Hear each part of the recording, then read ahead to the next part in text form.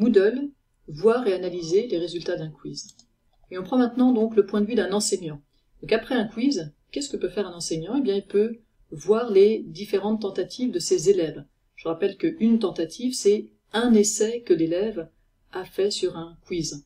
Et l'enseignant peut accéder à tous les essais faits par les élèves. Il peut savoir que au deuxième essai, l'élève a répondu telle réponse à telle question. Il a aussi la possibilité d'évaluer manuellement, si jamais il y a des questions qui doivent être évaluées manuellement, par exemple des textes courts. Ça peut se faire donc évidemment après le quiz, une fois que l'élève a répondu. L'élève peut voir la note finale, c'est-à-dire que pour chaque tentative, il peut voir la note de la tentative, le résultat de la tentative.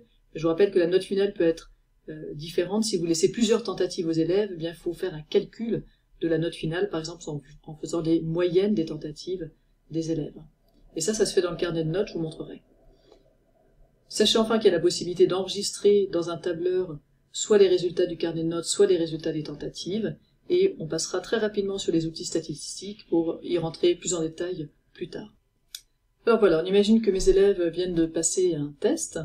Je peux me rendre sur ce test, et je vois que il y a eu 3 tentatives effectuées. Alors, j'ai pris évidemment ici un exemple où vous ne voyez pas des vraies tentatives, par souci de confidentialité.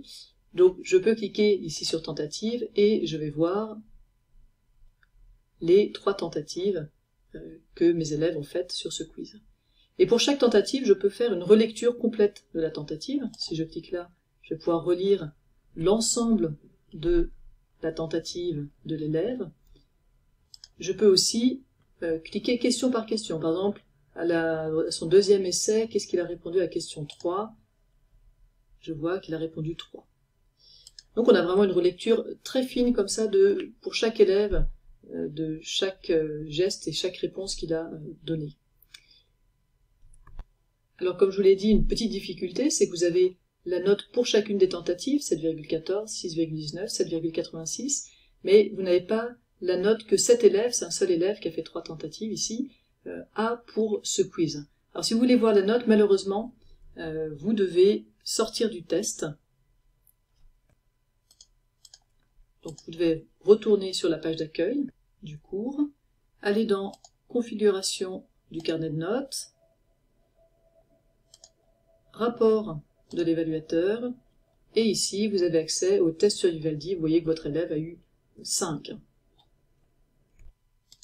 Voilà, je reviens sur ce qu'on voit sur les tentatives, et je vous ai dit qu'il y avait aussi la possibilité de faire une évaluation manuelle. Alors ça se fait aussi dans l'administration du test, dans les résultats, évaluation manuelle, et ici, si jamais il y a des questions qui doivent être évaluées manuellement, c'est ici que vous les verrez apparaître.